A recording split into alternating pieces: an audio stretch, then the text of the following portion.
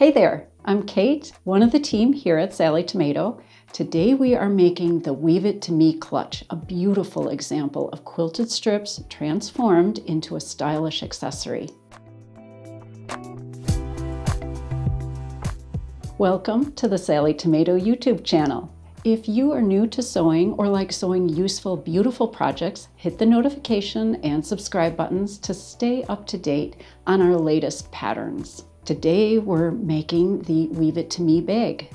This pattern is a collaboration with Emily Van Hoff, a Chicago-based artist and designer who combines her graphic design background with exquisitely precise, detailed craftsmanship. Weave It to Me reflects these qualities in every aspect, from the fabric selection, piecing, quilting, through completion.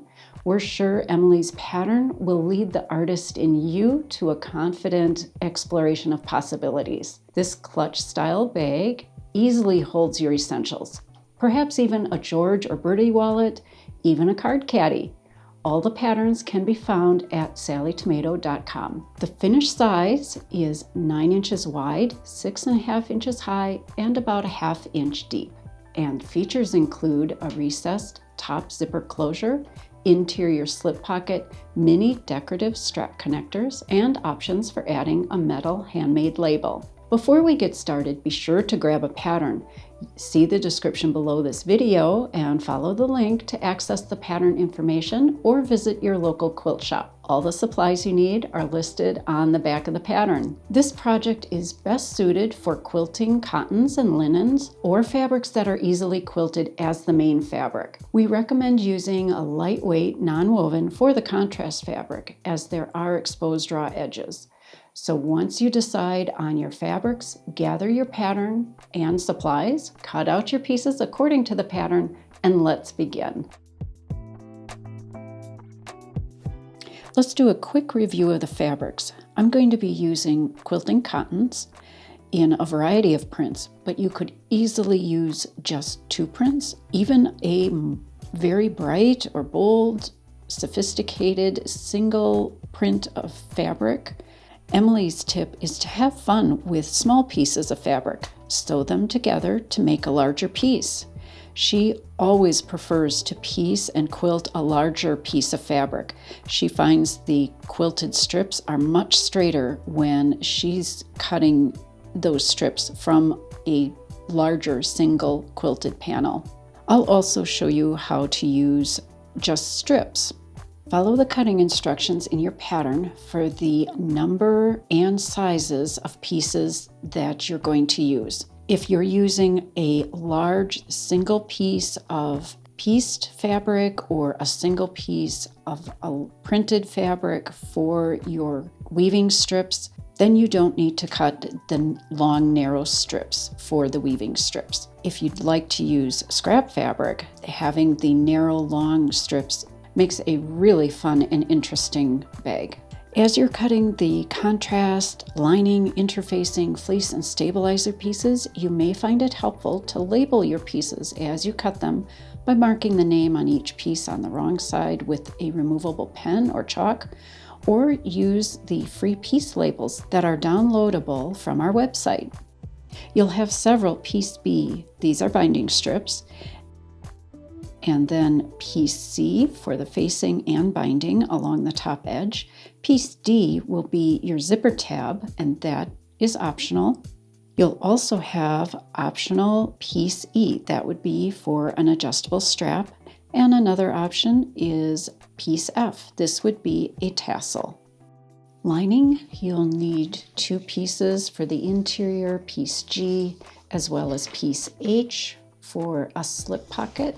Interfacing, you'll want 2 of piece I. This is for the binding and facing combination for the top edge. If you're going to be creating an adjustable strap, you may want to consider also cutting very narrow strips of fusible interfacing for the strap, just to make it much more stable. You also need fleece, and just A lightweight or thin fleece is perfect for this project. It doesn't make it too bulky, but gives a little bit of structure. You can use fusible or non-fusible. I do like, personally, using fusible. It keeps everything neatly in place. Your main fabric, whether it's a single piece of fabric or pieced together, will stay nice and flat.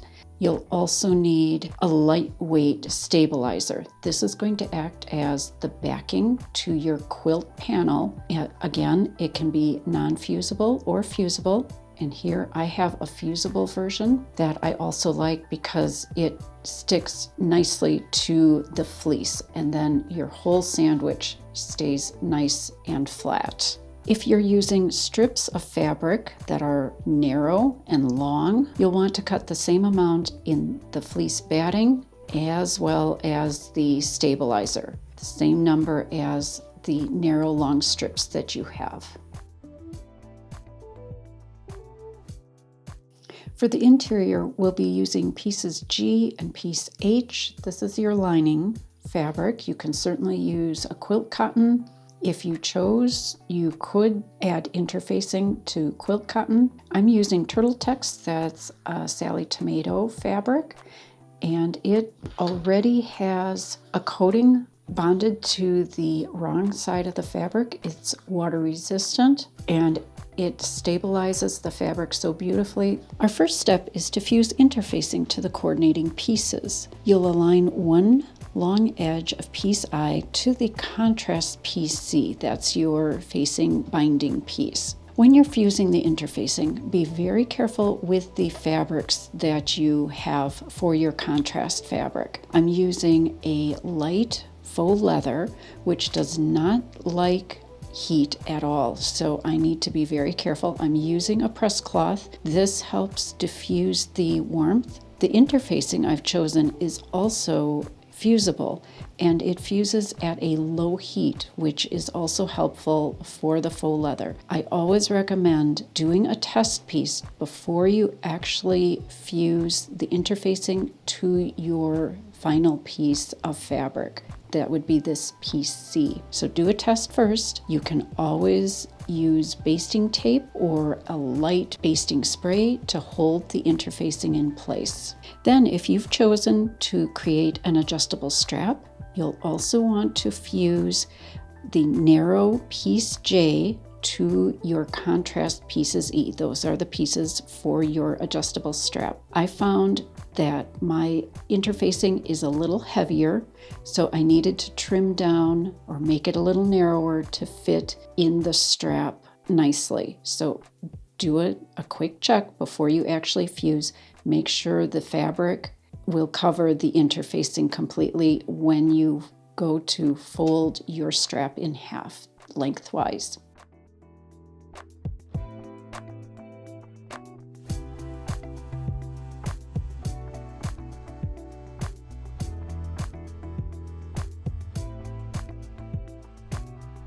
Next, we're going to create a quilt sandwich.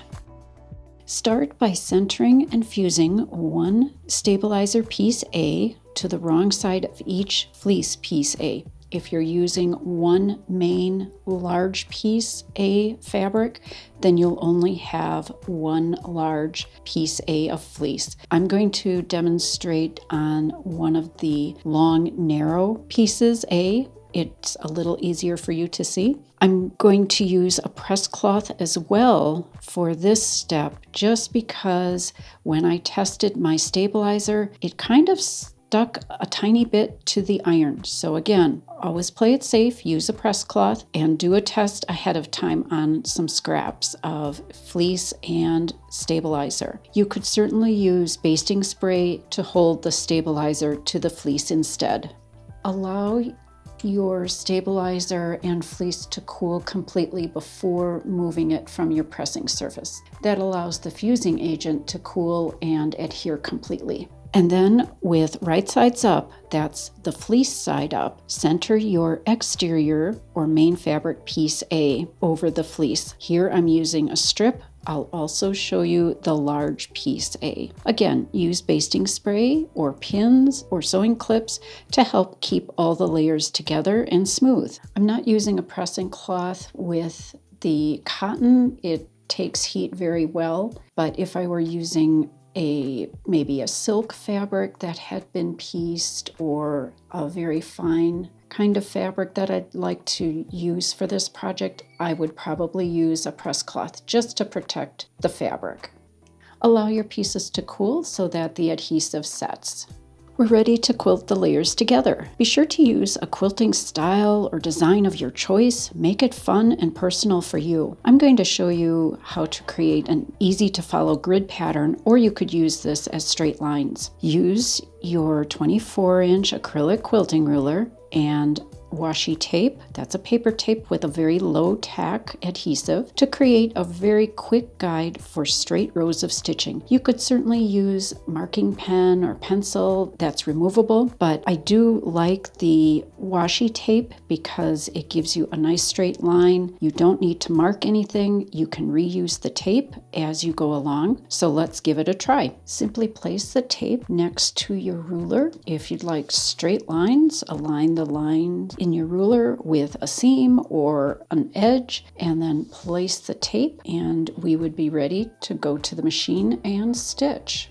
And if you'd like a diagonal, simply place your ruler at a diagonal, and it can be any angle that you want. You are the designer, you're the quilter, have fun. Align your washi tape along the edge of the ruler, and we're ready to go to the machine. Here I have my prepared narrow long quilt sandwich, and I'm just going to do a straight quilt design down, kind of centered along the length of the little quilt sandwich.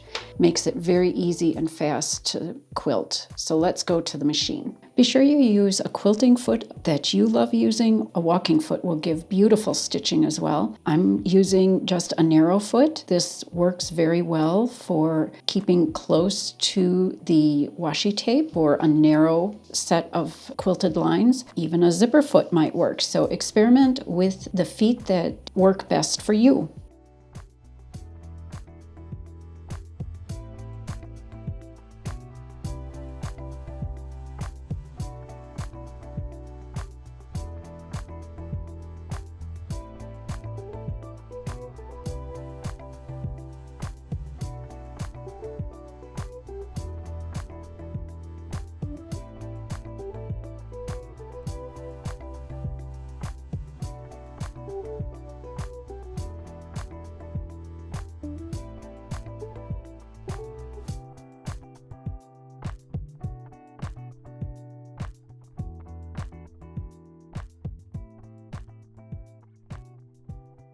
So here on the large panel sample that I have, I've quilted diagonal grid, which works very well. Then also you can see on this example, the 2 rows of stitching on the long, narrow strip.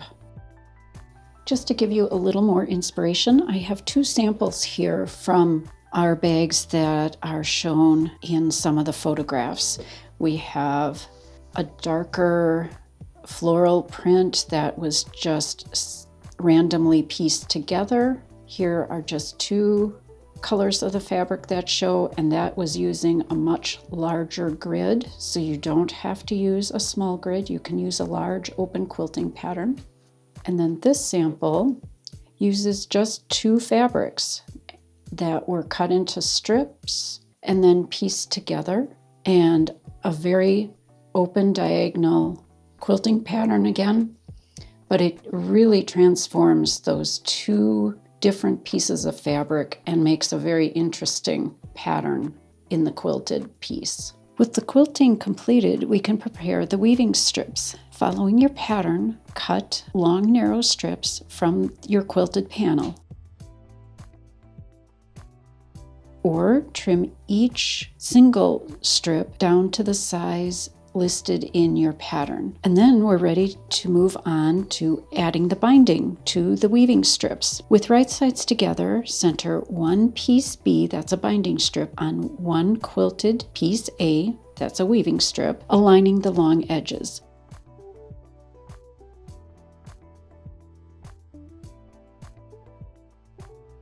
Sew together using a scant 1/4 inch seam allowance. Using a scant seam allowance helps accommodate varying fabric and fleece thicknesses.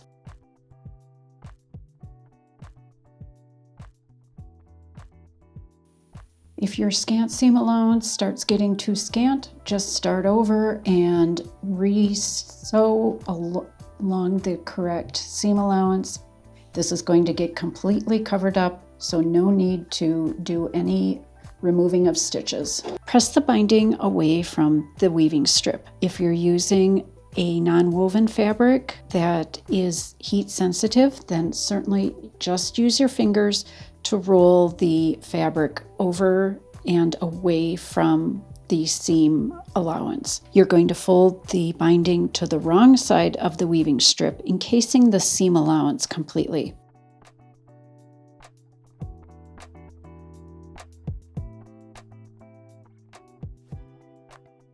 Keep the binding nice and smooth against the seam allowance edge.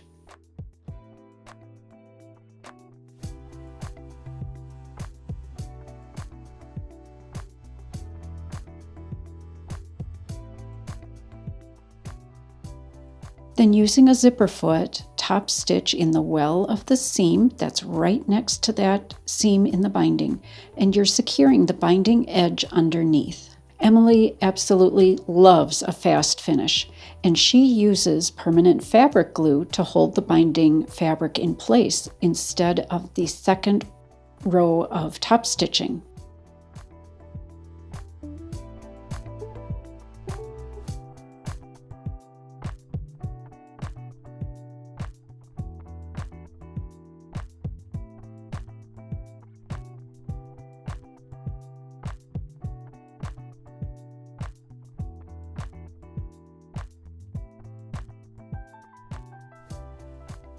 Now repeat these steps using the remaining binding strips and the remaining pieces A. For faster completion of these strips, certainly sew all the binding strips on each strip A first. Out of habit, I just left my binding strips the width of the fabric. I didn't trim them to the exact length. I can trim them as I finish sewing them on. And then switch your zipper foot on and do the top stitching, holding the binding edges in place.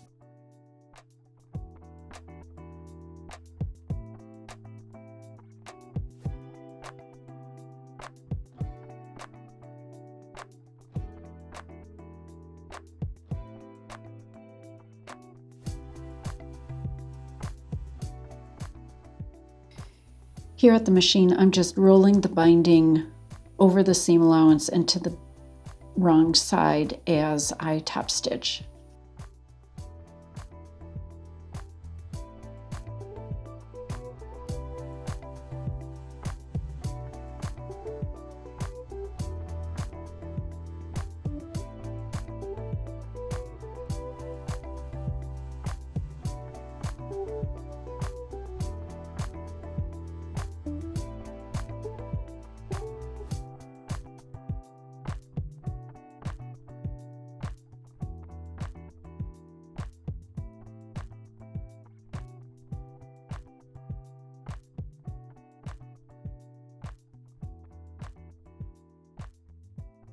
One edge of one piece A will have binding on only one edge.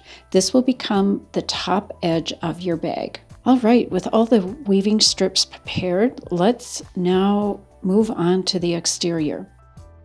This is where a magnetic cutting board system is absolutely perfect for holding the weaving strips. As you audition and rearrange, it is so helpful. But you can certainly use pins on a padded ironing board surface or a padded pressing surface, or even basting tape to hold the strips in place. You're going to start by laying the strips in a grid just to preview your design. That would be 3 strips horizontally Then with wrong sides up, arrange 4 strips vertically and use washi tape or sewing clips to hold the strips in place. I'm going to use the magnets on the Sew Tights magnetic mat. Again, wrong sides up, weave the strip that has just one binding edge into the vertical strips. That edge with no binding will become the top edge of the bag. Then weave each remaining strip into the vertical strips below the first horizontal strip. Allow the ends to extend about 1 to 2 inches on either side.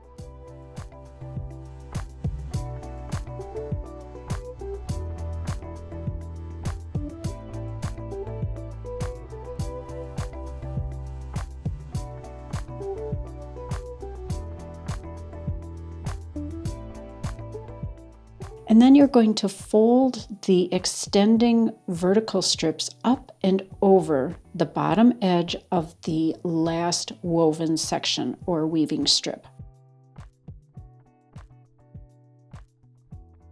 And don't worry about folding the alternate strips that there's no strip underneath or supporting it. It's all going to work out. It may seem a little odd at first, but it will work out, trust me. Now you're going to carefully weave in the remaining extending strips. Keep the weaving even and snug, but not too snug. You need it loose enough to slide between the vertical strips. As you can see, my first weaving strip at the bottom corner is underneath the vertical, so the horizontal right here is on top of the vertical. When the vertical is folded over, this bottom horizontal strip is going to go over, and then we'll alternate going across.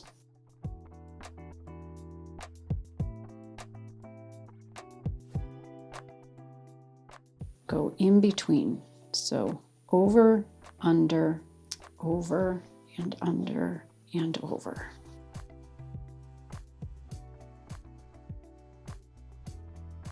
And the topmost strip, in this case, over and under. And here's Emily's tip of leaving very small gaps between the strips, with the gaps a tiny bit larger on the bottom and the sides, so that there's just a little extra wiggle room for the strips to fold nicely. Along this bottom fold edge where the vertical strips are folded, you want to check, take your time, make sure they're as even as possible with each other. That will give the bottom of your bag a nice even edge. And if you need to, snug the horizontal strips up a little bit. And the actual size, the precise actual size of your bag is going to vary because of the thicknesses of the quilted strips that you created. Your gaps may be a little bigger or a little smaller than mine. Don't worry about it as long as you keep the edges even and just tiny gaps in between. Okay, I think we're ready to move off our magnetic mat.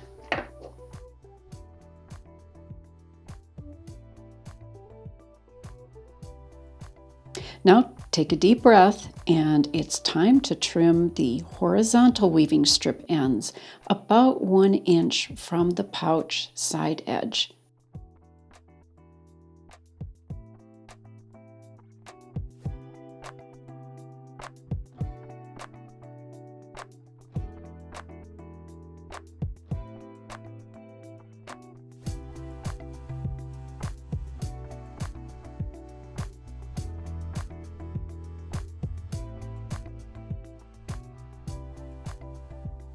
Then overlap each horizontal strip end to fit the vertical strips. This is where safety pins can be very handy. So either pin or clip the overlapping ends together.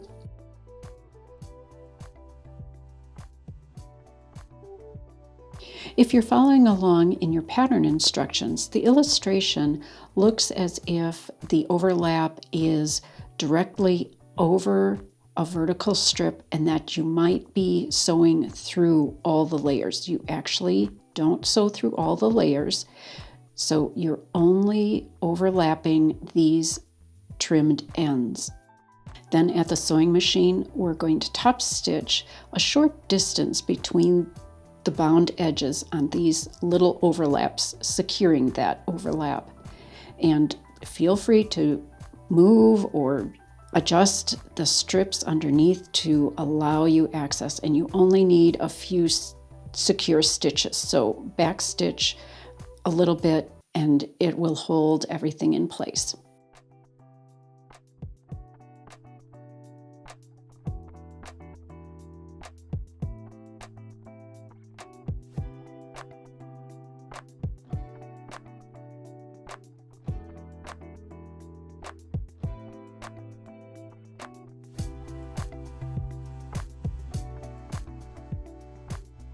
Okay, stitching those overlaps may look dramatic, but let's just carefully reweave our ends together, starting from the bottom.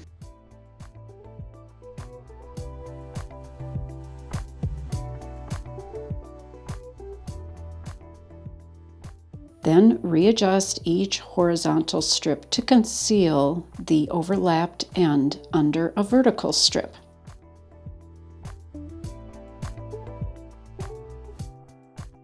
Just gently shifting everything around so that those overlaps disappear and no one will ever know.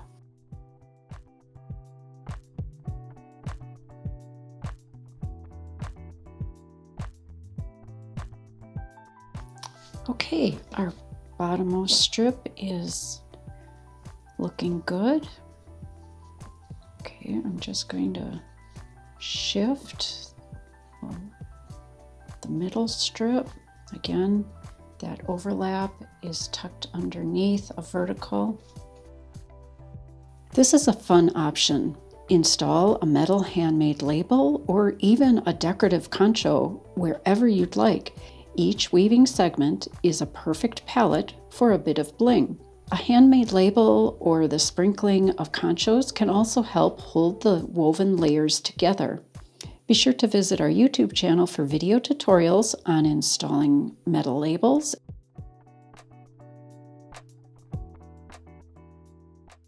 This step also is optional. On the right side, top stitch close to the binding in a few small areas just to secure the woven strip layers. And this is especially helpful if you haven't added the metal handmade label or any concho hardware. Trim the tops of the vertical weaving strips even with the top horizontal weaving strip edge.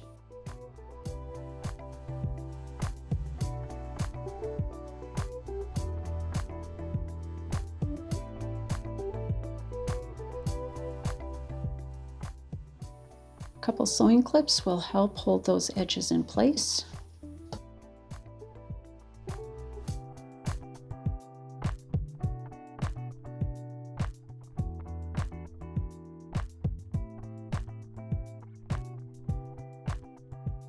If you wanted, you could do a quick measurement, just a quick check with the ruler to see that I'm keeping my bag somewhat rectangular and even, not too bad. So if you need to adjust, I'm going to baste first and then I'll trim any little areas that might need a little more fine tuning. But let's get these layers all basted together. And then at the sewing machine, baste around that top edge, about a 1/4 inch seam allowance, holding the layers in place. You're creating the bag exterior, so it's going to be a tube as you sew.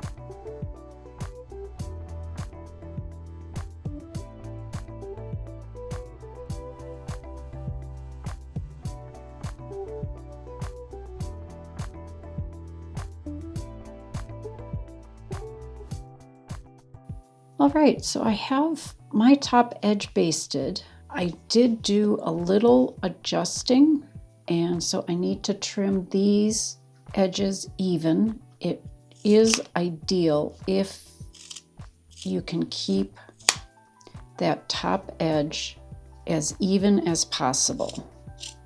It will help in the finishing of your Weave It to Me bag, even the hard to reach areas. The beauty of using the stabilizer to back the weaving strips helps keep everything nice and stable and straight. And I got so excited with getting this far on my woven bag that I forgot the handmade label. So it's just fun to audition where you'd like the label to be. Make sure the label is far enough away from the top raw edge. So I think right there is going to look really kind of fun. Let's add that label. We're ready to attach the strap connectors.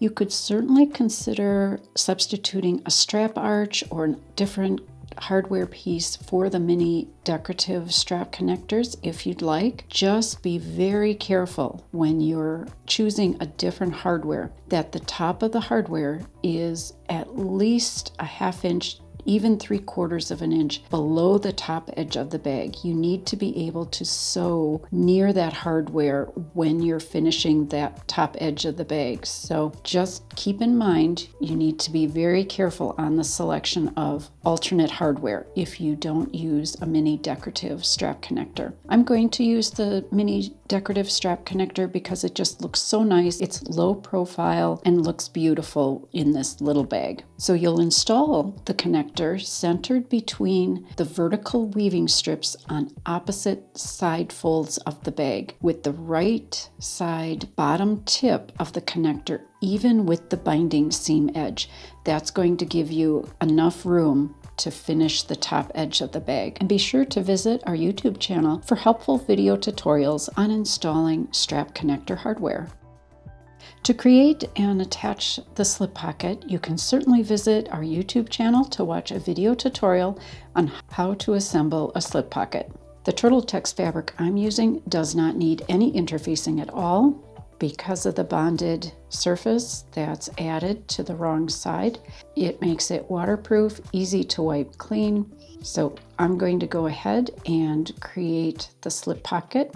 You'll want to position your pocket with right sides up, centered, and down from the top long edge of lining piece G. That's the interior. Once it's positioned and centered between the short sides, you'll top stitch along the sides and bottom edge of the pocket with an 1/8 inch seam allowance. And we can move on to prepare the zipper. You have two choices to finish the end of your zipper. If you prefer a fabric zipper tab, use your contrast piece D, and then with wrong sides together, align the closed raw end of the zipper along the center of the tab, top stitch an 1/8 inch from the zipper end, that secures the layers in place, and then fold the tab in half, covering the right side of the zipper.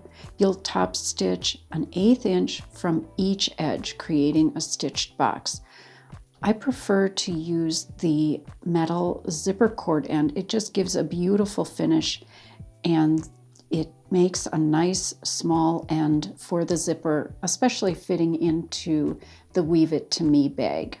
If you'd like to use a metal zipper cord end, you can attach it to the closed end of the zipper following the manufacturer's instructions. We have a video tutorial on our YouTube channel to show you how to install that zipper cord end.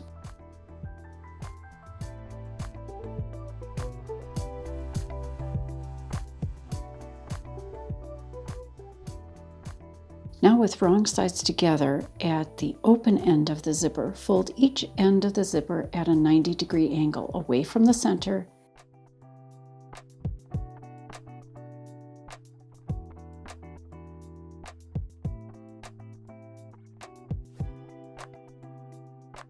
And stitch in place. This is going to give you a nice clean end when we sew the zipper into the bag.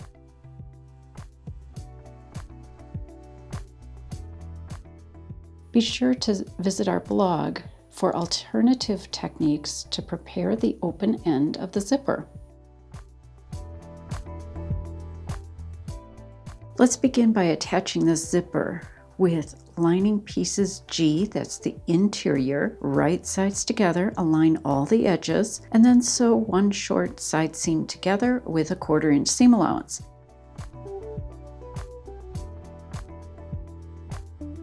Then go ahead and press the seam open. You're going to repeat this step using the contrast pieces C, those are for the facing binding unit, and when you're pressing those, there is the faux leather, so use the appropriate pressing method. Either your fingers or a seam roller will help open up that seam in the contrast fabric. You may find it helpful to trim just a tiny bit of the fusible interfacing away from the seam allowance. That will help the open seam allowance to lay a little flatter. Now open the zipper completely, and with right sides up, position the tape edge of the zipper along the top raw edge of the interior. One folded end of the zipper should be a 1/2 inch from each corner. Taper the closed end of the zipper away from the top edge and also away from the seam, and refer to the measurements in your pattern. The zipper should be out of the 1/4 inch seam allowance along the top edge, about a 1/2 inch from that seam.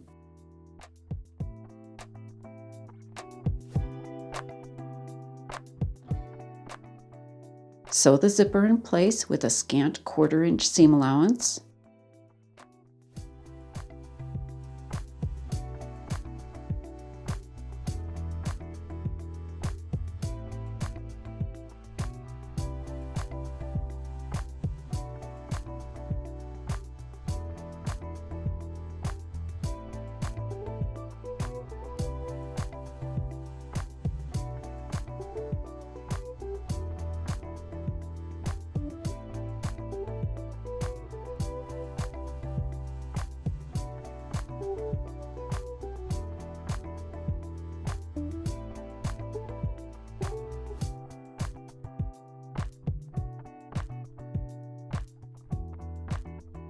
And then after sewing, test your zipper to make sure it opens and closes evenly. If you need to unsew a little bit and restitch one side or the other, that's just fine. Now is the time to make sure it's correct. And then open the zipper completely and smooth the interior so it lays flat. The zipper and the interior should be right side up. With right sides together, place the contrast piece C, that's the facing binding unit, on top, aligning the interfaced edge with the interior piece G, matching the seams and sandwiching the zipper between the layers.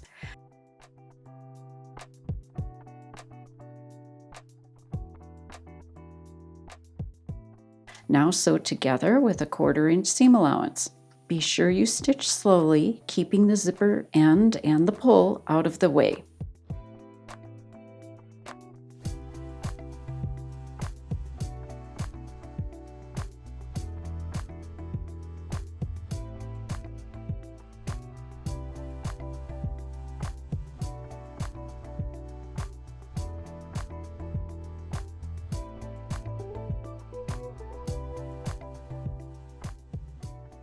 After you've completed sewing, press the seam allowance toward the lining interior. Again, remember, if you have a heat-sensitive fabric, such as the light faux leather, like I'm using, use your fingers to press or a seam roller. Do not use heat directly on the surface of the faux leather. Another option is on the right side of the lining, top stitch an 1/8 inch from the seam. This is going to help hold the seam allowances smooth and neat.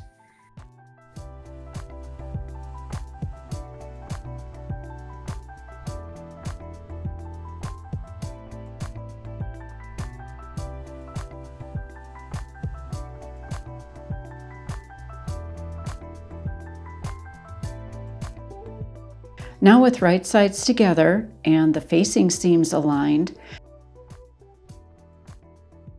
sew the remaining side and bottom edge of the lining with a 1/4 inch seam allowance, and make sure that you don't catch the zipper ends in the seam.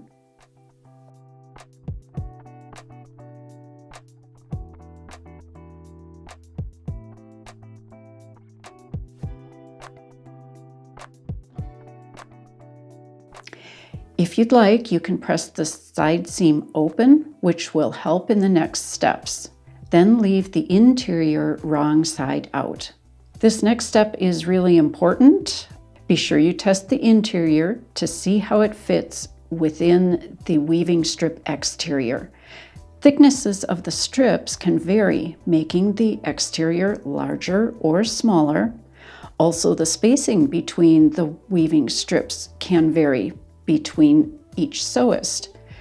Adjust the interior seam allowances as needed for a smooth fit.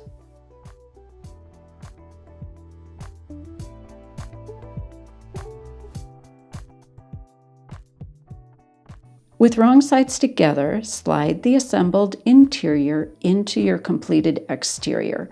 Align the top edge of the exterior with the top edge of the interfacing on the interior or your contrast edge. When you're fitting the interior into your exterior, the ideal placement for the interfaced edge of the interior is in line with the raw top edge of the exterior.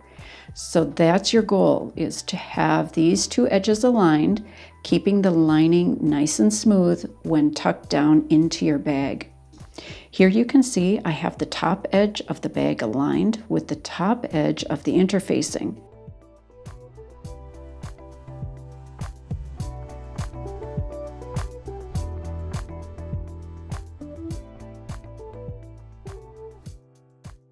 Align one side seam with each connector hardware. I've added basting tape all around the edge, securing the interior to the exterior. If you have a free arm on your machine, you may easily top stitch with the exterior right side up. I have a flatbed machine, so I'm going to stitch with the interior right side up. But I'll baste 1 inch in so that I catch the exterior edge, which will be underneath my contrast fabric.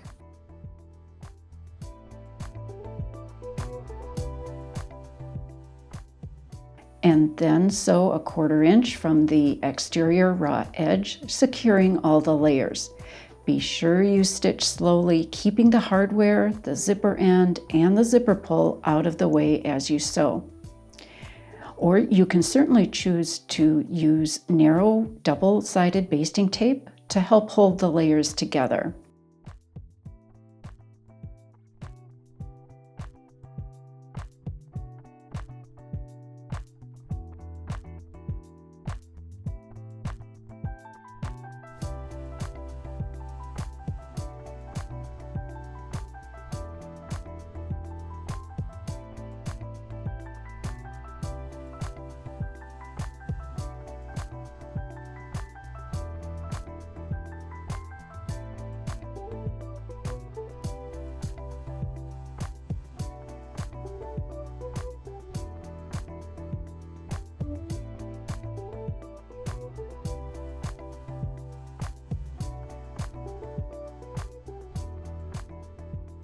Turn over the interior facing binding to the outside of the bag. Smooth the binding snug to the top of the bag, encasing the raw edges. As you go, you certainly can trim any loose thread ends that you might see so that they get tucked in and covered. You could even trim a tiny bit of the corner from the seam allowance, reducing the bulk along the side seam. So your binding has a neat, tidy appearance. The facing binding edge should be fairly snug because you want the interior to fit smoothly. So it's going to be a bit of a snug fit as you turn it to the exterior. With the interior right side up, top stitch 3/8 to 1/2 inch from the binding fold edge. And certainly, again, if you have a free arm machine, you may be able to sew with the exterior facing up. But again, stitch slowly, taking your time, and you can certainly use your double-sided basting tape to help hold the facing binding in place. Check that your hardware is well out of the way of your sewing area. Be sure to use the guidelines on your sewing machine bed to help guide you for a nice even row of stitching.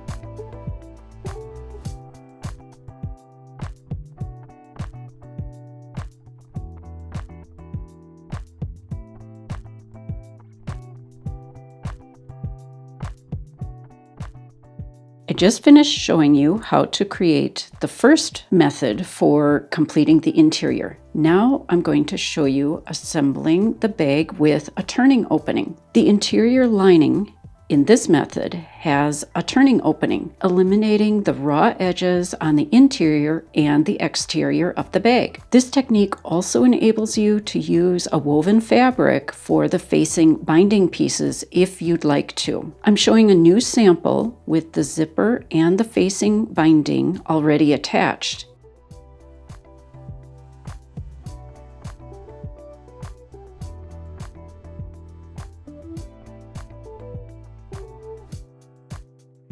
With the interior right sides together and the facing seams aligned,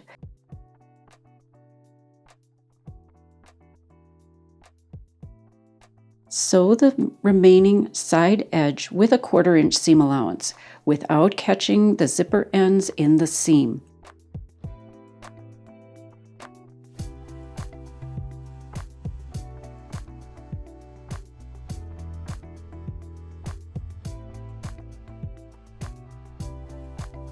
This is where I would recommend test fitting the interior. The weaving strip thickness can vary, making the exterior slightly larger or slightly smaller. Adjust the interior side seam allowances as needed for a really nice, smooth fit. Then leave the bottom edge unsewn. Press the side seam open, and if you have fabric that is heat sensitive, be sure to use a seam roller or your fingers. Leave the interior right side out. With right sides together, slide the assembled exterior into the completed interior. Align the top raw edges, and also align one side seam with each connector hardware.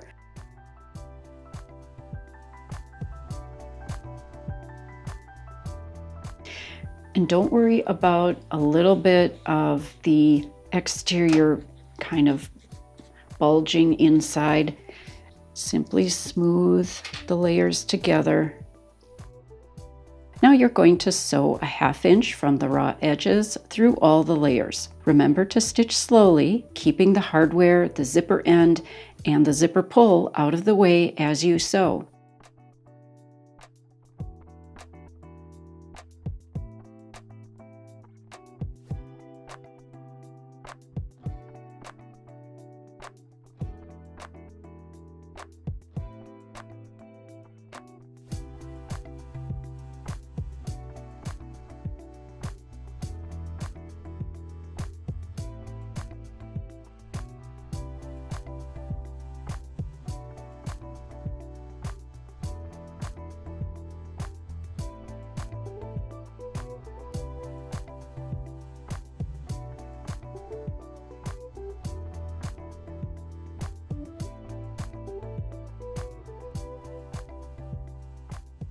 Fold the interior facing binding to the inside of the bag. Smooth the binding snug to the top edge of the bag, encasing the raw edges.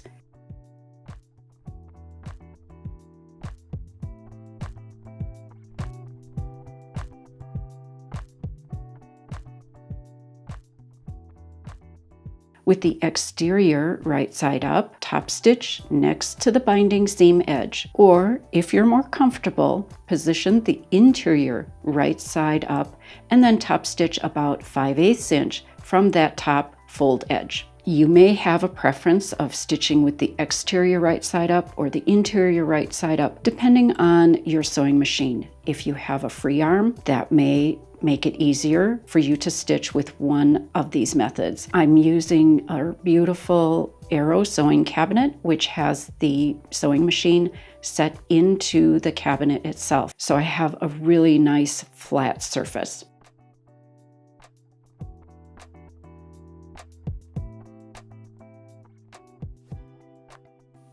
You may find with using faux leather, especially the light faux leather, a Teflon or non-stick presser foot may be very helpful for you when top stitching these layers. There are a lot of layers and zipper edges, zipper pull to look out for, so take your time. Just focus on an inch or so in front of the presser foot and you'll be just fine.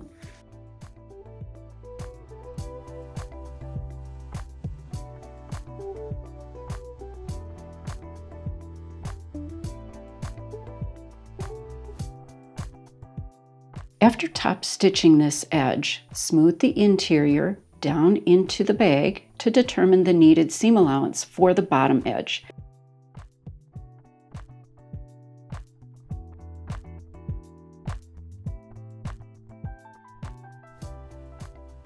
Mark that interior fold with either pins or removable pen or chalk, or simply take a measurement. Now bring the interior out of the bag, fold the lining raw edge to the wrong side, and press the needed seam allowance. Trim the pressed hem allowance to about 3/8 of an inch wide if you'd like. And then align the pressed fold edge, keeping the side seam straight.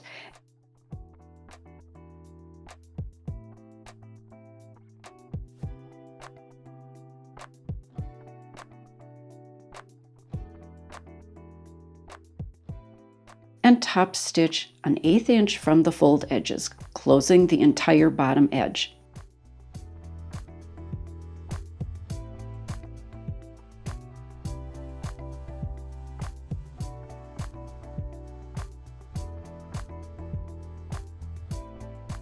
And now simply smooth the interior back into the inside of the bag.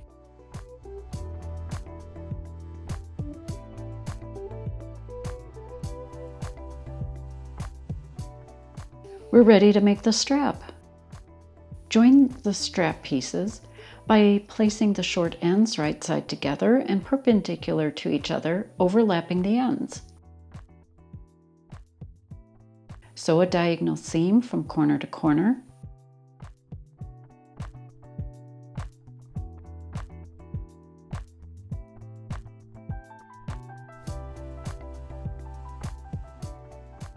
And then trim this seam allowance to 1/4 inch wide and press the seam open, and then you'll top stitch each side of the seam.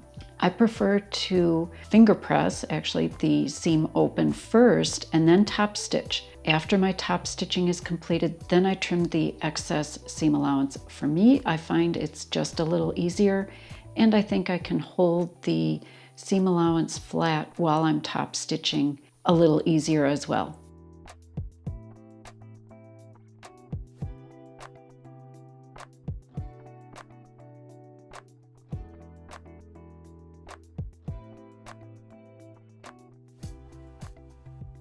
With wrong sides together, fold in half lengthwise and then top stitch 1/8 inch from each long edge.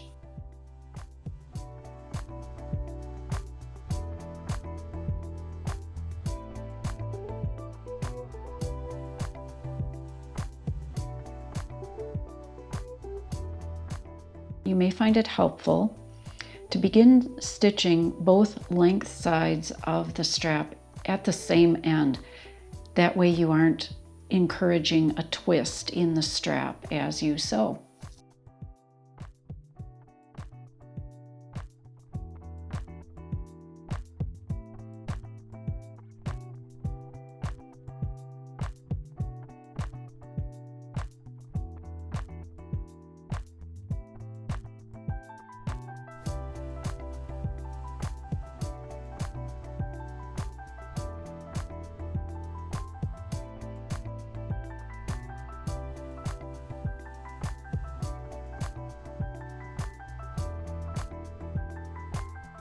Fold the end about an inch to the underside and then top stitch in place.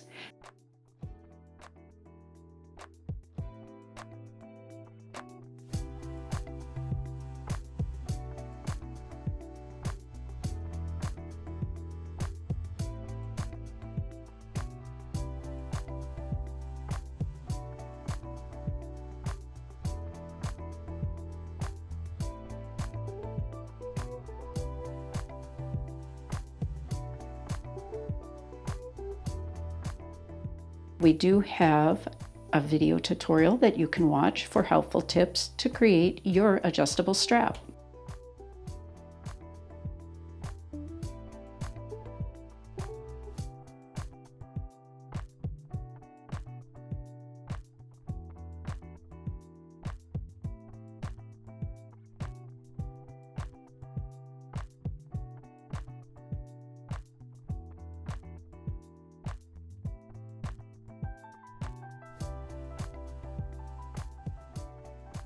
Be sure to test fit your strap before attaching the second swivel hook. You can certainly cut the strap to your desired length. Now you're going to thread the end of the strap through a swivel hook, fold the end about an inch to the underside, and then top stitch in place.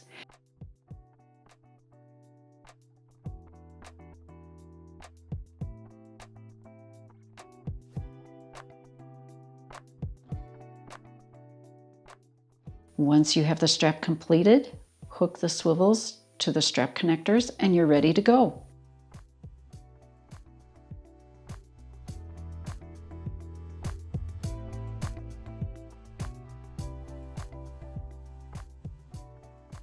Another design detail is to make and attach a tassel. Again, we have instructions and tutorial for using this tassel cap hardware on our YouTube channel.